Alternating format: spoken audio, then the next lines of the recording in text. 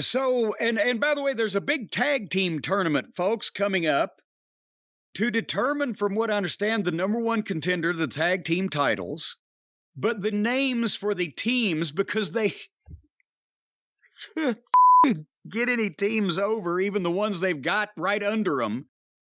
So they're going to draw the names of people and they team up at random.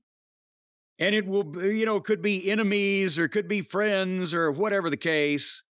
Could be lesbian nuns. We don't know who's going to be in this thing. And they signed the nuns? Well, kayfabe. Yes, there is a thing, and what do they call it? The Incredible Pairs. They do it in Mexico, where they have a show themed around drawing names, and enemies have to team up, and it's a nice little concept. And I don't think they do it to determine a team to challenge for the tag team title, and I don't think they do it at the expense of their world heavyweight champion or everything else they got good. But we'll talk about that in a minute. But Tony and our friend RJ City drew the names out of the bingo roller for the tag team tournament. They drew 2 names and didn't tell them. And RJ City didn't speak at all, except at the end, he said, thanks, guys.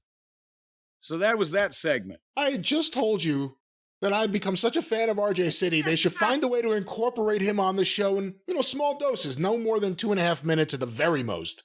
Well, this wasn't more than 2.5. This was about 10 seconds. And he spun a fucking hamster cage and said, thanks, guy. He said nothing. I mean, his face told the story. He was making as many different faces, I guess you should say, as he could. But, yeah, that's that. What do you think about them doing this, but then not even exposing?